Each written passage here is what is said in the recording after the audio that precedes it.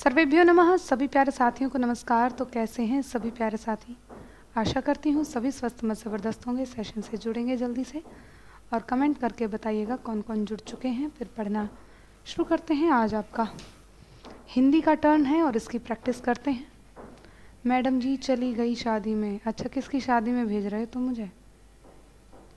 आ जाओ, जुड़ जाओ जल्दी। राजेंद्र प्रसाद मौर्य, साक्षी ठाकुर, रीना यादव, राधिका मिश्रा, गुड मॉर्निंग। लक्ष्मी मिश्रा, बहुत शानदार। सेशन को जल्दी से लाइक शेयर करेंगे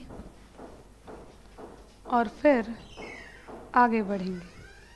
तो जैसे कि आप जानते हैं, आपकी कंटेंट मैराथन क्लासेस 9 जून से स्टार्ट है। 9 जून यानी कि कल से आरंभ है आपकी मैराथन क्लासेस। तो आप इनसे जुड़ना न भूलना। समय से नहीं पढ़ा है कुछ भी, सारा रिवीजन आपका इन कंटेंट क्लासेस से हो जाएगा, निश्चिंत रहिएगा। ठीक है, नंबर अपने आप इंक्रीज होंगे, डोंट वरी। नेक्स्ट चलते हैं। अब आगे सबसे पहले हमारा गद्यांश। आप कहते थे मैम गद्यांश भी करवा दो, तो गद्यांश की प्रैक्टिस कर लेते हैं। एक गद्यांश मैं आपके लिए लेकर आई हूँ, तो वो गद्यांश पढ़ेंगे और बाकी जवाब आपको देने हैं गद्यांश को पढ़कर। ठीक है, तो पहला गद्यांश है हमारा कि आदिम आर्य घुमक्कड़ ही थे, यहाँ से वहाँ वे घूमते ही रहते थे, घूमते भटकते ही वे भारत पहुँचे थे। यदि घुमक्कड़ी का बाना उन्होंने न धारण किया होता, यदि वे एक स्थान पर ही रहते, तो आज भारत में उनके वंशज न होते।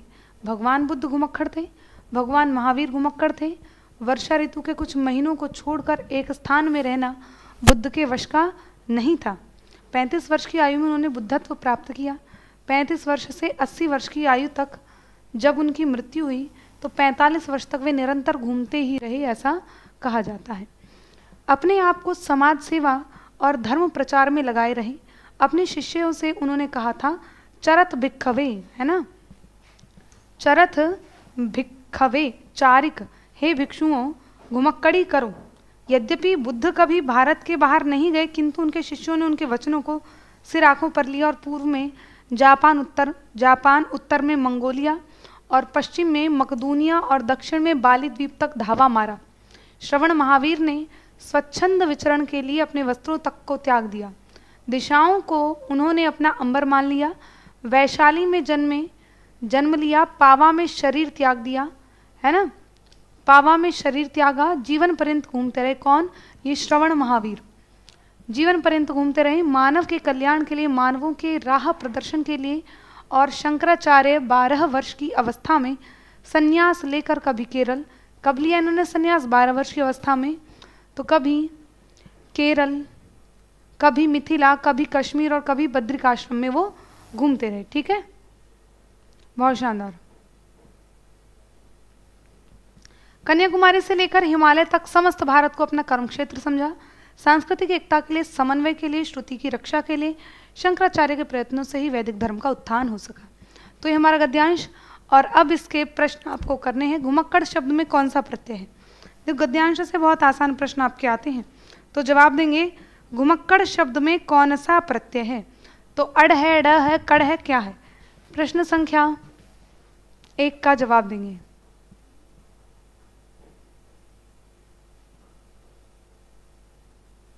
बहुत शानदार।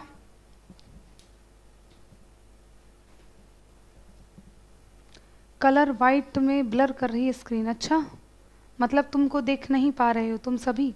चलो एक बार जल्दी से सेशन को शेयर कर दें। अक्कड़ प्रत्यय है आपका, C option. Next, Mahavir Swami का जन्म कहाँ हुआ था? कुशीनगर, वैशाली, पावापुरी, पारसौली। तो गद्यांश में चलें, ये रहे। महावीर ने विचरण किया, वस्त्रों को त्याग दिया। उनका जन्म कहाँ हुआ? तो वैशाली में जन्म लिया और पावा में शरीर त्यागा था। तो महावीर स्वामी ने जन्म कहाँ लिया?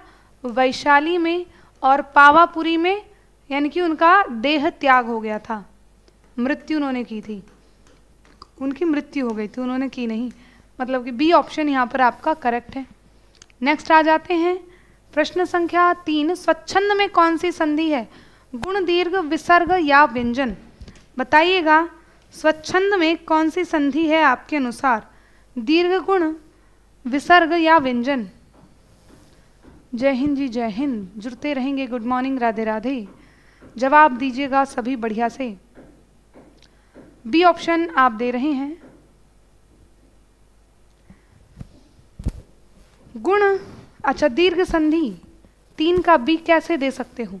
गुण संधि में दीर्घ संधि में क्या होता है? यहाँ पर तुम्हें आ की ध्वनि नजर आ रही है, ई की आ रही है या ऊ की आ रही है? कोई सी ध्वनि नजर नहीं आ रही, तो यहाँ बी कैसे हो सकता है लाडलो? विसर्ग कह रहे हैं, बहुत शानदार है ना। किसने कहा? किसी ने कहा विसर्ग, है ना, ऐसा कह रहे हैं, लेकिन मैं इसको गलत मान देती हूँ और ये सही है। विसर्ग कैसे हो जाएगी? स्व और छंद इन दो से मिलकर बना है स्वच्छंद। आपको मैंने सिखाया है चागम व्यंजन संधि पढ़ी है, व्यंजन संधि में चागम व्यंजन संधि पढ़ी होगी जरूर, नहीं पढ़ी तो अब जान लो कि स्वर के बाद ए के बाद च या छ आए तो उनके बीच में च का आगम हो जाता है ना। तो इसलिए आपका अगर अ के बाद छ आ रहा है तो च का आगम हो जाता है, तो स्वच्छंद आपका शब्द बन जाता है। ठीक है, तो ये आपकी व्यंजन संधि है, डी ऑप्शन करेक्ट है। नेक्स्ट प्रश्न संख्या 4, महात्मा बुद्ध ने जब बुद्धत्व प्राप्त किया तब उनकी अवस्था कितनी थी? चलेगा, गद्यांश तक पहुंचते हैं। महात्मा बुद्ध ने जब बुद्धत्व प्राप्त किया तो 35 वर्ष की आयु में उन्होंने बुद्धत्व प्राप्त किया था भैया, है ना। कब किया था बुद्धत्व प्राप्त? तो 35 वर्ष की आयु में किया था। यहां पर आपका क्या हो जाएगा सही जवाब? B option. नेक्स्ट चलते हैं, श्रुति धर्म का क्या अर्थ है? मुस्लिम धर्म, बौद्ध धर्म, जैन धर्म या वैदिक धर्म? बताओ भाई, श्रुति धर्म का क्या अर्थ है? प्रश्न संख्या 5 का जवाब देंगे। देखो, देख लेते हैं गद्यांश में कहीं तो आया होगा। हिमालय तक समस्त भारत को अपना क्षेत्र बना लिया, सांस्कृतिक एकता के लिए, समन्वय के लिए और श्रुति की रक्षा के लिए शंकराचार्य के प्रयत्नों से ही वैदिक धर्म का उत्थान हुआ। श्रुति किसको कहते हैं? वेदों को कहते हैं। वेदों का एक नाम श्रुति भी है, तो श्रुति वैदिक धर्म को कहा जाता है। ठीक है, श्रुति धर्म क्या है? आपका वैदिक धर्म। तो यहाँ पर आपका डी ऑप्शन करेक्ट हो जाएगा। ठीक, नेक्स्ट, अकाल का पर्यायवाची बताएं। अंधियारा, अक्षत, दुर्भिक्ष, अपरिहार्य। अकाल का पर्यायवाची क्या हो सकता है? प्रश्न संख्या हमारी 6 का जवाब दीजिएगा। देखो, अपरिहार्य का मतलब क्या होता है? आवश्यक। अपरिहार्य का मतलब आवश्यक। अक्षत किसको कहते हैं? चावल, जो कि पूजा के चावल होते हैं ना, जो पूजा के चावल होते हैं टीके के लिए, उनको अक्षत कहते हैं। अंधियारा आपका अंधेरा होता है। और दुर्भिक्ष का मतलब जिसको भिक्षा भी ना मिले, है ना, भिक्षा भी मिलना कठिन हो, मिलना कठिन हो जिसके लिए, वह दुर्भिक्ष है ना। अब जिसको भिक्षा भी नहीं मिल रही तो अकाल ही तो पड़ गया। एक तो माना भैया घर में खाने के लिए कुछ नहीं है, भीख मांग के काम चला लिया, लेकिन अगले का नसीब इतना खराब है, भीख मांगने गया तो भीख ही नहीं मिल रही है। तो दुर्भिक्ष यानी कि अकाल, अकाल का पर्यायवाची हो जाता है दुर्भिक्ष, और सी ऑप्शन आपका करेक्ट है। नेक्स्ट, निम्नलिखित वाक्यों में से कौन सा मिश्र वाक्य है बताइएगा। अध्यापक देखते हैं कि छात्र पढ़ते हैं, छात्र पढ़ते हैं और अध्यापक उन्हें देखते हैं। अध्यापकों के सम्मुख छात्र पढ़ते हैं। क्या अध्यापकों के सम्मुख छात्र पढ़ते हैं? यहाँ पर आपको मिश्र वाक्य की पहचान करनी है। क्या है सही जवाब?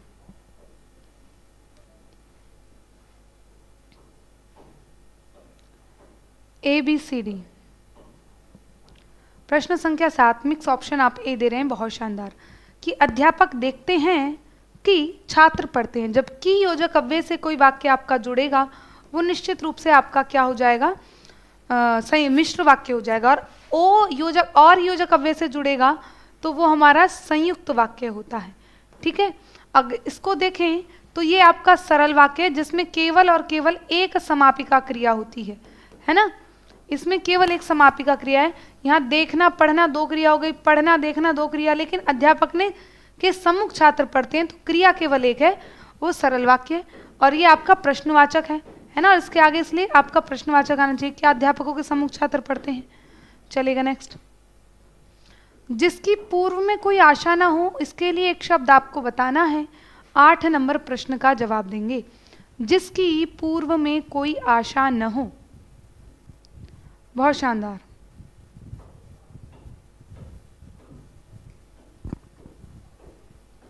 उसके लिए एक शब्द बताओ। 8 का बी ऑप्शन आप दे रहे हैं, तारा, कौशल, बहुत शानदार। कि अप्रत्याशित, प्रत्याशा जिसकी आशा हो लेकिन जिसकी आशा ही ना हो वो अप्रत्याशित। अपरिमेय है, जिसकी सीमा ना हो वो अपरिमेय है ना। असीमितता को ये दर्शाता है, असीमित जो होगा वो अपरिमेय। अनाहूत जिसको बुलाया न गया हो, है ना, जिसको बुलाया न गया हो वो अनाहूत। जिसको बुलाया न गया हो उसको हम अनाहूत कह देते हैं। ठीक जी, चले नेक्स्ट 9 नंबर प्रश्न। मुझसे उठा नहीं गया वाक्य में वाच्य है क्या?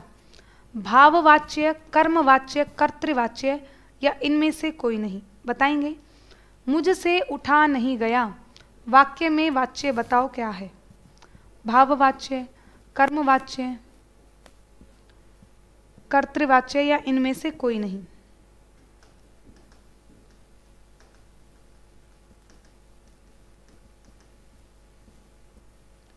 जब असमर्थता को दर्शाते हैं तो वहां निश्चित रूप से भाववाच्य होता है। मुझसे उठा नहीं गया, ये क्या है? ये हमारा भाववाच्य हो जाता है। भाववाच्य में आप असमर्थता को दर्शाते हैं, इसीलिए ए ऑप्शन करेक्ट हो जाता है ना। निष्कपट शब्द का संधि विच्छेद बता दो जी भैया, क्या होगा इसका संधि विच्छेद? साथ में संधि का नाम भी बोलिएगा। प्रश्न संख्या 10 पर आ जाओ जल्दी। 10 का सी दे रहे हैं आप, बहुत शानदार। कि निहि और कपट, वेरी गुड, है ना। यहाँ पर आपके जो विसर्ग हैं उनको क्या हुआ है? विसर्ग को मूर्धन्य श में बदल दिया है। निहि और कपट, निष्कपट आपका कौन सी संधि हो गई? विसर्ग संधि हमारी हो जाती है।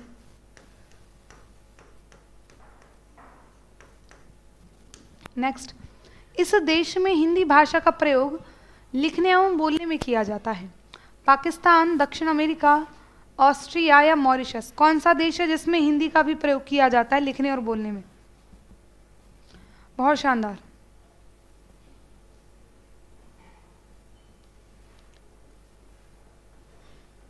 प्रश्न संख्या 11।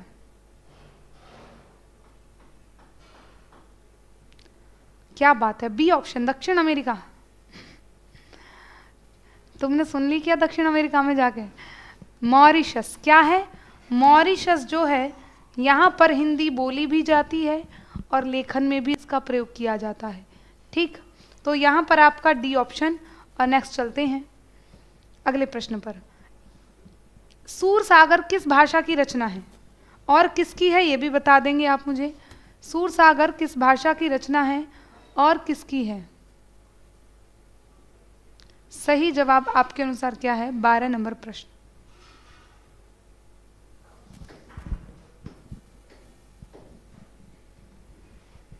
यहाँ पर सूरदास की रचनाएं हैं, सूरसागर, सूरसारावली, जो कि ब्रज भाषा में लिखी हैं, है ना, ब्रज भाषा में लिखी हैं।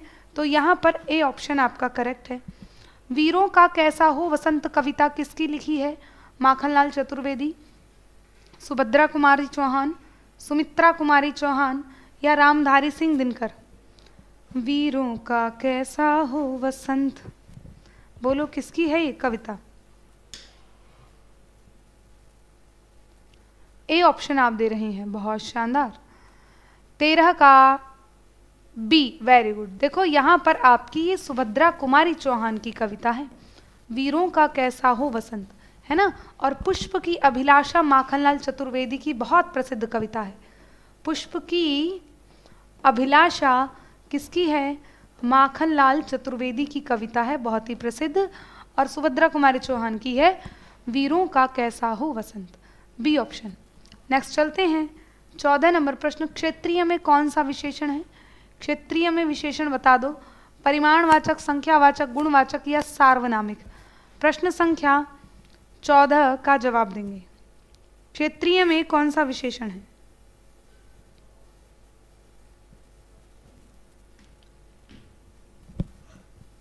देखो इसमें आपको संख्या का पता चल रहा है क्या? नहीं पता चल रहा, काट दो, संख्यावाचक नहीं है। क्या क्षेत्र सर्वनाम है? सर्वनाम भी नहीं है, संज्ञा है, काट दो। क्या क्षेत्र में नापतोल की बात हो रही है? नहीं हो रही, तो इसको भी काट दो। बचता है सी, गुणवाचक, है ना। किसी की विशेषता गुण जब बताए जाते हैं, जैसे मोटा, पतला, क्षेत्रीय, स्थानीय, ग्रामीण, ये सभी आपके गुणवाचक के अंतर्गत आ जाते हैं। चौराहा शब्द में समास बताओ। द्विगु, द्वंद्व, कर्मधारय, अव्ययभाव। ये प्रीवियस ईयर में पूछे हुए प्रश्न हैं आपके 2022 के, ठीक है। तो इसी तरह का पेपर आएगा, आप परेशान न होना, ठीक है।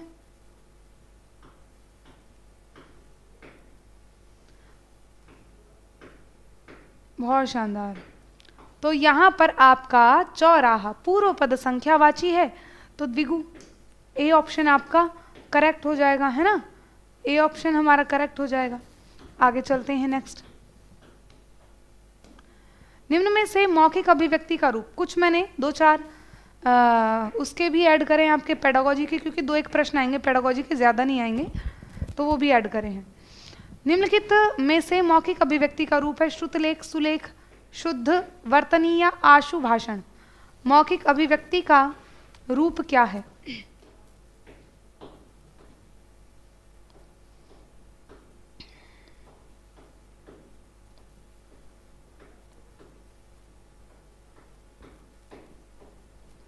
बहुत शानदार। क्या जवाब है?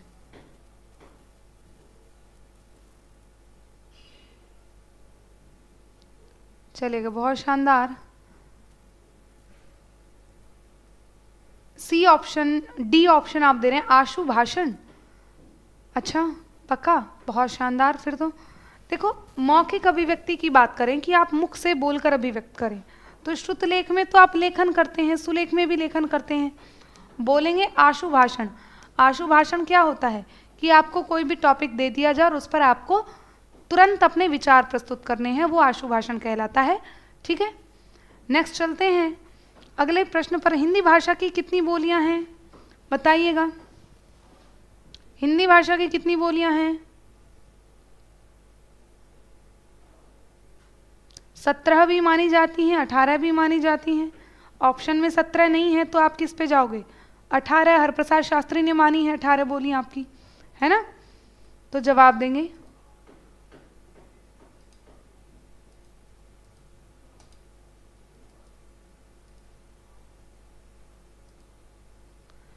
18। ए ऑप्शन आपका करेक्ट हो जाएगा, ठीक। किसके अनुसार? हरप्रसाद शास्त्री के अनुसार। हरप्रसाद, हरदेव, हरप्रसाद। सामाजिक शब्द में मूल शब्द और प्रत्यय क्या है बताओ?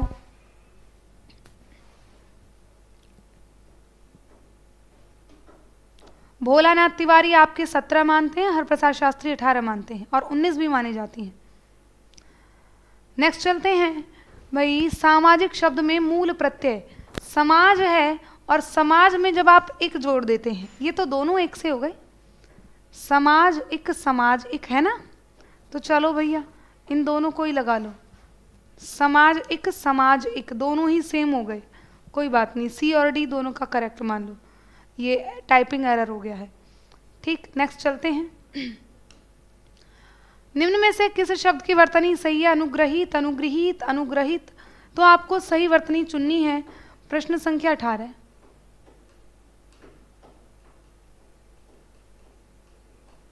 अठारह का सी ऑप्शन आप दे रहे हैं, सॉरी 19।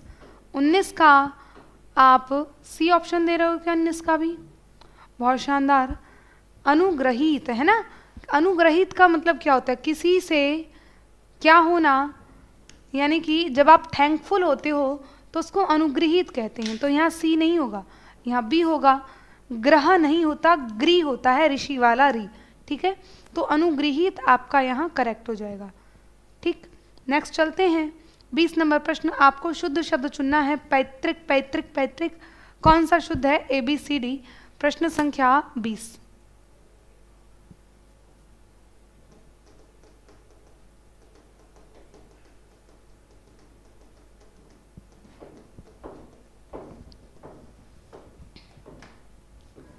क्या है सही जवाब?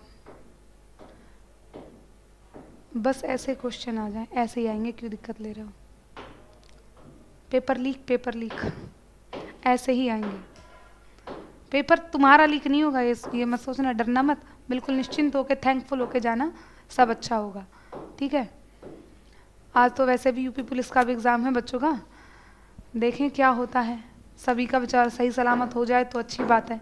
पैतृक आपका हो जाएगा बी ऑप्शन। नेक्स्ट चलते हैं। श ध्वनि का उच्चारण स्थान क्या है? तालु, मूर्धा, दंत, दंतालु। श ध्वनि का उच्चारण स्थान क्या है?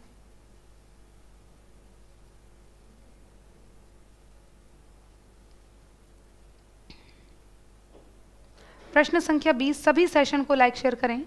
सोमवार को में तुम थक जाते हो क्या? हैं? सुबह सुबह सोमवार में आते ही नहीं है बच्चे, इतनी कम संख्या। इससे ज़्यादा तो संस्कृत में आ जाते हैं पढ़ने, हिंदी वालों की संख्या इतनी कम हो रही है।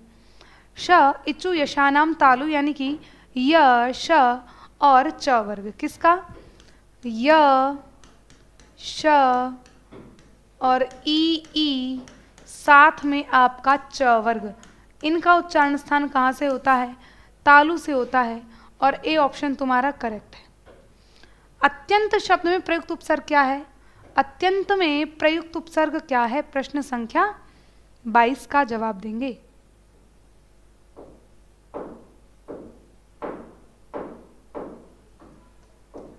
अति और अंत अत्यंत है ना, अगर इसका विच्छेद करेंगे तो आधे तय को पूरा कर लो, य के स्थान पर ई की मात्रा एंड देन अंत, यण संधि है दोनों में, अति और अंत अत्यंत, डी ऑप्शन आपका करेक्ट है। ठीक, नेक्स्ट चलते हैं। उपत्यका का अर्थ बताएंगे। पर्वत का शिखर, प्राणियों के पेट का एक अंग, सूर्य जिस पर्वत के पीछे निकलता है, या पर्वत के पास की भूमि। पर्वत के पास की भूमि उपत्यका, और पर्वत के नीचे की उसको अधित्यका कहते हैं, है ना। तो यहाँ पर आपका अधित्यका उपत्यका एक है, एक होती है अधित्यका और एक होती है उपत्यका। तो उपत्यका और अधित्यका दोनों का संबंध पर्वत से है, ये पर्वत के नीचे की भूमि है और ये पास की ऊपरी भूमि हो जाती है। ठीक, नेक्स्ट चलते हैं। ग का उच्चारण स्थान क्या होता है? मूर्धन्य, कंठोष्ठ, नासिक के कंठ तालव्य। बताएंगे प्रश्न संख्या 24 का जवाब। ग का उच्चारण स्थान क्या होता है?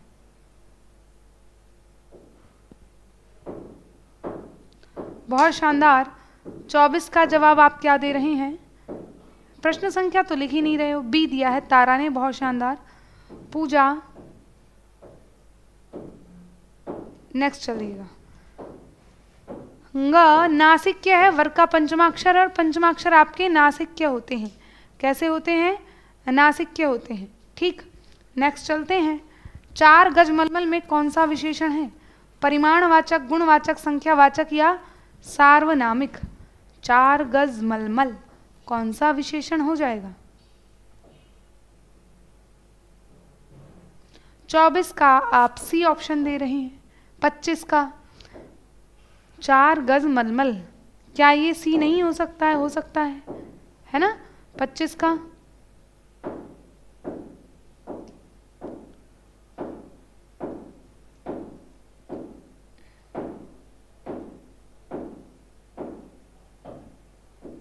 बहुत शानदार, ए ऑप्शन आप दे रहे हैं। परिमाणवाचक 4 गज, ये संख्यावाचक नहीं है। संख्यावाचक का मतलब जो काउंटेबल चीजें होती हैं वो संख्यावाचक, जैसे 2, 4, 6, 8, 10 ये संख्या होगी, और परिमाण में नापतोल की वस्तु आ जाती हैं। 4 गज, मीटर, लीटर, ये सभी क्या है? आपके परिमाण की बातें हैं, तो परिमाण बोधक विशेषण आपका है। नेक्स्ट देखेंगे। जूठन आत्मकथा के लेखक कौन है? तुलसीराम, केवल भारती, ओम प्रकाश वाल्मीकि या शिवराज सिंह बेचैन? तो बताएंगे जूठन ये आत्मकथा है, और इसके लेखक कौन है? ABCD।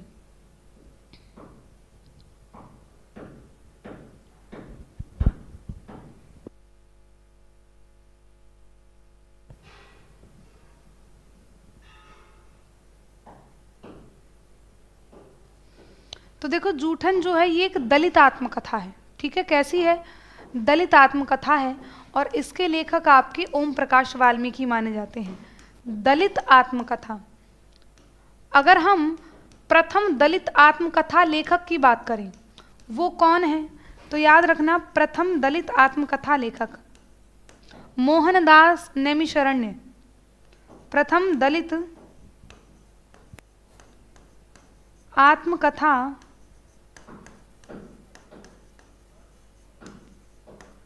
लेखक, तो वो हैं मोहनदास नैमिषारण्य।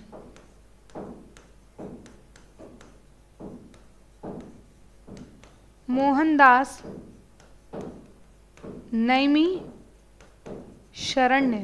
और अगर आपसे पूछा जाए प्रथम आत्मकथा लेखक कौन है हिंदी में ओवरऑल प्रथम आत्मकथा लेखक, तो वो हैं आपके बनारसी दास जैन।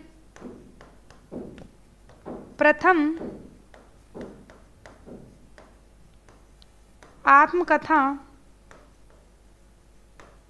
लेखक बनारसी दास जैन, जिन्होंने अर्धकथानक नाम से लिखी थी। बनारसी दास जैन, इन्होंने किस नाम से लिखी थी? आपकी अर्धकथानक के नाम से।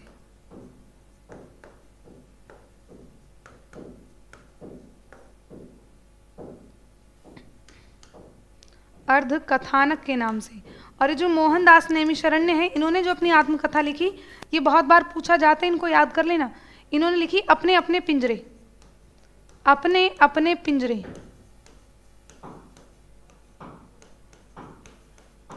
पिंजरे नाम से इन्होंने आत्मकथा लिखी आपके मोहनदास नैमिषारण्य ने। ठीक है, चलेगा। नेक्स्ट चलते हैं।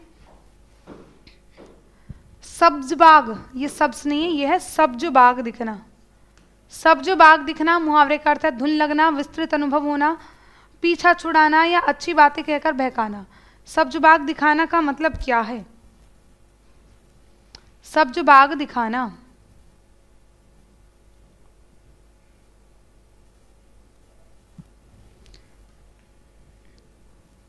देखो सिर पर धुन लग जाना का मतलब क्या है? सिर पर भूत सवार हो जाना।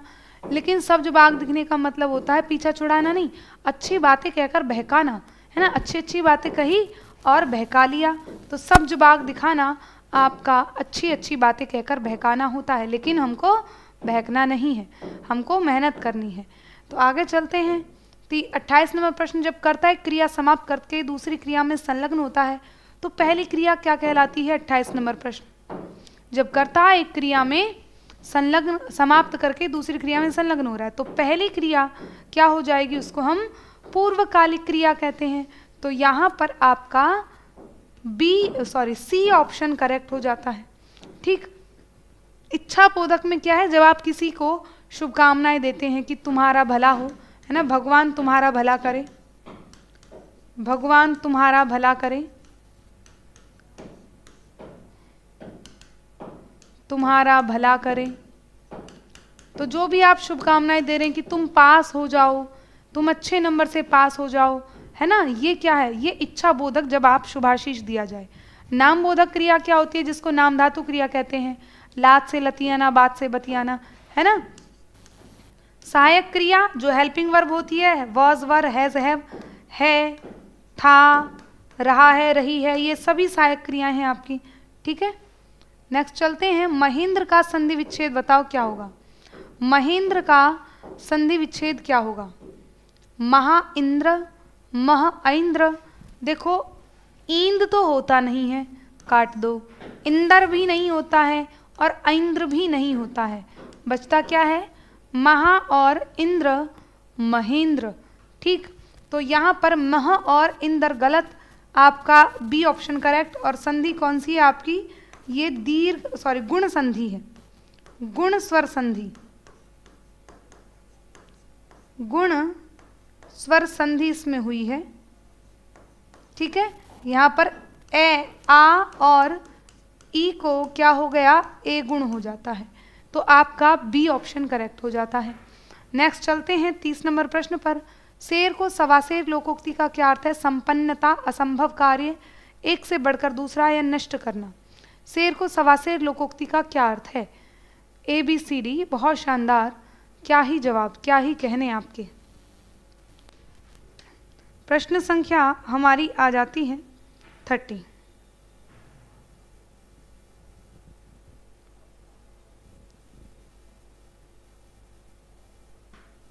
यहाँ पर CBAD क्या है? सी ऑप्शन, यानी कि शेर को सवा शेर, एक से बढ़कर दूसरा। अब तो पढ़कर आप सारे ही शेर से सवा शेर हुए पढ़े हो या नहीं हुए पढ़े हो? एक से बढ़कर दूसरा एग्जाम हॉल में बैठेंगे तो लगेगा भैया ये तो हाँ TW से पढ़कर आए हैं, सारे शेर से सवा शेर हैं, सही करे जा रहे हैं, चलिएगा। खाने की इच्छा के लिए एक शब्द बताइएगा। लिप्सा, बुभुक्षा, जिगीषा, प्रमेय, बताइएगा। खाने की इच्छा के लिए एक शब्द क्या होता है आपका? लिप्सा, प्रमेय, बुभुक्षा, जिगीषा, ABCD, आपके अनुसार क्या जवाब? यहाँ पर 31।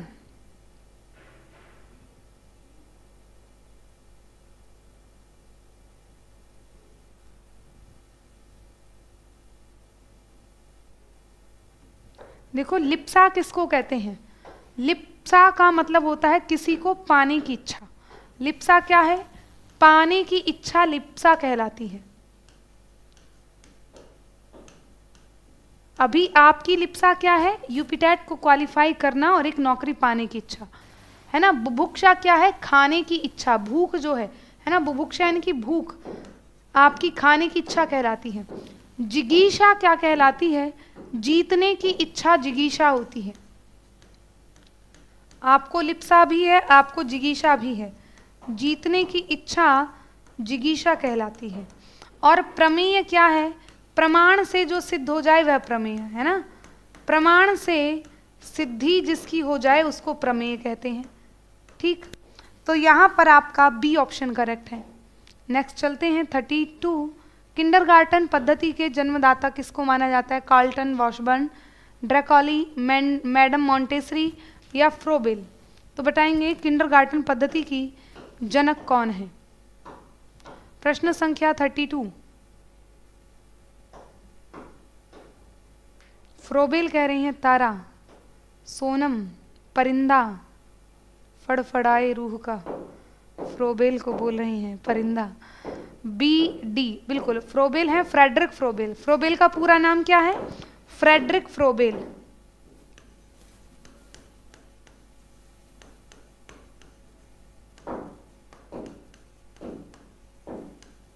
फ्रेडरिक फ्रोबेल आपका। मैडम मॉन्टेसरी ने किस विधि का जन्म दिया था? है ना, ये इंद्रिय शिक्षण पर ये बल देती हैं, इंद्रिय शिक्षण पर, कि बच्चा जो है इंद्रियों के माध्यम से जल्दी सीखता है। इंद्रिय शिक्षण के माध्यम से इन्होंने लेखन पर बल दिया कि बच्चे को पढ़ने से पहले क्या सिखाया जाए? लेखन सिखा दो, ठीक है। तो यहां पर आपका डी ऑप्शन करेक्ट। नेक्स्ट, सखी पिया को जो मैं न देखूं तो कैसे काटूं अंधेरी रतियां, किस कवि की काव्य पंक्तियां हैं? पूछी हुई है ये यूपीटेट में आपके। सखी पिया को जो मैं न देखूं तो कैसे काटूं अंधेरी रतियां, तो ये जो पंक्तियां हैं आप जानते हैं कि प्रेम की जो काव्य लिखा गया वो सूफी काव्य में लिखा गया, ठीक है। तो प्रेम जो है वो आपका अमीर खुसरो ने सूफी काव्य में इसका वर्णन किया है, ठीक है। तो यहाँ पर आपका बी ऑप्शन करेक्ट हो जाता है। और फिर आप आगे बढ़ते हैं प्रश्न संख्या 34 पर। इसका जवाब देंगे भाई, प्रवर का विलोम क्या हो जाएगा?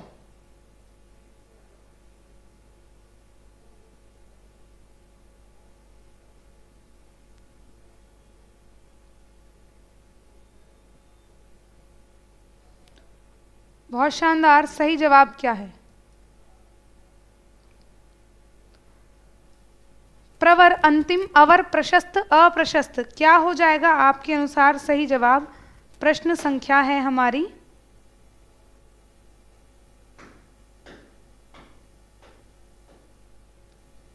तो यहां पर आपका अंतिम का क्या होता है? विलोम आदिम हो जाता है। आदिम जो आरंभिक है वह आदिम हो जाएगा। प्रवर होता है उच्च और अवर हो जाता है आपका निम्न। अवर का मतलब निम्न होता है। प्रशस्त, अप्रशस्त, तो ये अपने आप आपस में जो है विलोम है। तो प्रवर का मतलब उच्च और अवर का मतलब निम्न हो जाता है। नेक्स्ट चलें तो प्रश्न संख्या 35। अग्नि का विशेषण क्या है? अनि, आग्नेय, अज्ञेय, आग। अग्नि का विशेषण आपको बताना है, क्या होगा? ABCD। बहुत शानदार।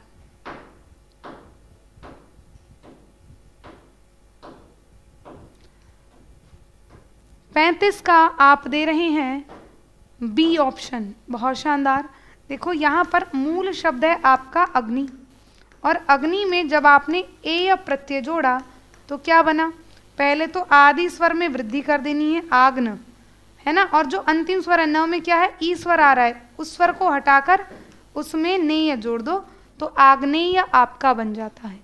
ठीक है, यहाँ पर बी ऑप्शन करेक्ट है। नेक्स्ट चलें तो 36 नंबर प्रश्न, तेजाब में कौन सी संज्ञा है बताओ, भाववाचक, व्यक्तिवाचक, द्रव्यवाचक या समूहवाचक। तेजाब में कौन सी संज्ञा है? देखो तेजाब कोई व्यक्तिवाचक तो नहीं है, कोई समूह तो नहीं है, समूह का बोध करवा रहा है क्या ये? नहीं है। तो यहाँ पर क्या कहेंगे हम, तेजाब आपका जितने भी लिक्विड, पेट्रोलियम, खनिज पदार्थ, द्रव्य, यानी कि सभी पदार्थ आपके पदार्थवाचक संज्ञा के अंतर्गत आते हैं और वो द्रव्यवाचक संज्ञा हो जाती है ना। अगर सोना चांदी हीरे जवाहरात की बात करें, गैसीय पदार्थों की बात करें, तरल पदार्थों की बात करें, तो ये सभी पदार्थ आपके द्रव्यवाचक संज्ञा, और ये जो द्रव्यवाचक है इसी का दूसरा नाम क्या है, पदार्थवाचक संज्ञा। इसी का दूसरा नाम क्या है, तो इसी को हम पदार्थवाचक संज्ञा कहते हैं जी। चलो भाई प्रश्न संख्या 37 पर आ जाए। नाव जल में तैरती है, कौन सा कारक है?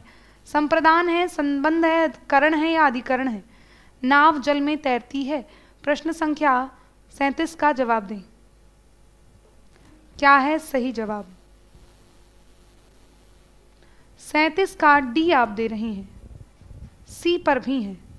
देखें भाई, संबंध कारक, बहुत शानदार है ना। नाव जल में तैरती है और आप कह रहे हैं मैम संबंध कर दो। भैया कहाँ तैर रही है? जल में। जल क्या है? आधार। तो आधार में क्या होता है? अधिकरण कारक। तो आप इसको संबंध कैसे बता सकते हैं? संबंध होता है काकी के रारी रे, है ना, कि नाव किसकी? लोहे की बनी है, लोहा आपका संबंध हो गया। काकी के रारी रे आपका संबंध होता है, लेकिन जल में तैर रही है। पक्षी आकाश में उड़ते हैं, आधार होता है अधिकरण कारक।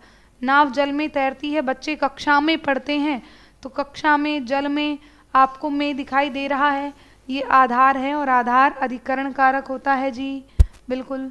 वह खेल रहा है में किस प्रकार की क्रिया है? अकर्मक, कृदंत, सकर्मक या संयुक्त क्रिया बताएंगे।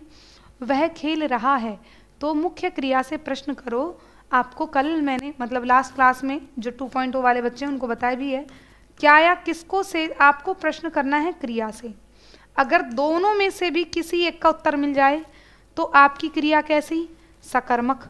अगर नहीं मिल रहा है तो क्रिया कैसी? आपकी अकर्मक। मैम तेजाब में गुणवाचक, एक मिनट हो गया, गुणवाचक भी हो सकता है क्या मैम? नहीं हो सकता है ना। गुण कैसे हो जाएगा? अगर आप कहो किसी की विशेषता कि ये तो तेजाबी, तेजाब में जब ई प्रत्यय जोड़ दोगे तेजाबी, तब वो गुण बन जाएगा। ठीक, तो यहाँ पर आपकी वह खेल रहा है क्या? कुछ नहीं पता, तो ये आपकी अकर्मक क्रिया हो जाएगी। ठीक है, जैसे गुलाब अपने आप में फूल संज्ञा है और उसका जब तुम विशेषण बनाओगे तो गुलाबी बनता है, तो ऐसे तेजाब का तेजाबी बन सकता है। किसी की विशेषता बता रहे हो तो तेजाब के जैसा है, तो तेजाबी तेजाबी सा लग रहा है ना। चमचमात चंचल नयन बीच घूंघट पर झीन, मानहु सुर सरिता विमल जल उछरत जुगमीन। इस पंक्ति में कौन सा अलंकार है? उत्प्रेक्षा, रूपक, विरोधाभास या यमक। प्रश्न संख्या 39। मैम गार्गी मैम की मैराथन पीडीएफ डलवा दो। अभी डली नहीं है? चलो डलवा दूंगी मैं। ठीक, प्रश्न संख्या 39 का जवाब दे दो। क्या होगा? अलंकार पहचान पा रहे हो या नहीं पहचान पा रहे हैं? बहुत शानदार। चमचमात चंचल नयन बीच घूंघट पर झीन, है ना, कि एक दुल्हन है, नई नवेली दुल्हन, और उसने घूंघट डाला हुआ है और उसके घूंघट में से उसके चमचमाते हुए नैन चमक रहे हैं, तो उसकी प्रशंसा की जा रही कि ऐसा लग रहा है मानो कि मछली जो है नदी के पानी में जैसे मछली चमकती है ऐसी उसकी आंखें चमक रही हैं। तो ये मानो ऐसी उत्प्रेक्षा है ना, मानहु आपको दिख भी रहा है, उत्प्रेक्षावाचक शब्द है, तो आपका ए ऑप्शन करेक्ट हो जाएगा। ठीक, तो आपके यहाँ पर 39 प्रश्न हो जाते हैं और एक और लास्ट प्रश्न आपका बचता है। सूरज का 7वां घोड़ा और गुनाहों का देवता किसकी रचनाएं हैं? ये दोनों आपको होमवर्क बताना होगा HW के रूप में, है ना। तो यहाँ पर आपका क्या होगा सही जवाब, आप सभी मुझे होमवर्क के रूप में बताइएगा। 40 प्रश्न आपने कर लिए। और एक बार मैं पुनः आपको बता देती हूँ, आपकी मैराथन क्लासेस का जो टाइम टेबल है उससे जुड़ना मत भूलना बिल्कुल भी। तमीज़ में आ जाना, अपना कॉपी पेन लेके बैठना, अपना खाना पीना लेके बैठना। लंबी एक दिन में केवल एक ही मैराथन आपकी रखी गई है ना, पूरे दिन 9 बजे से चलेगी। अब वो मैराथन आपके देखो पूरा सिलेबस अगर कवर करवाना है एक ही क्लास में तो लगभग 7 से 8 घंटे चल सकती है, ऊपर भी हो सकती है।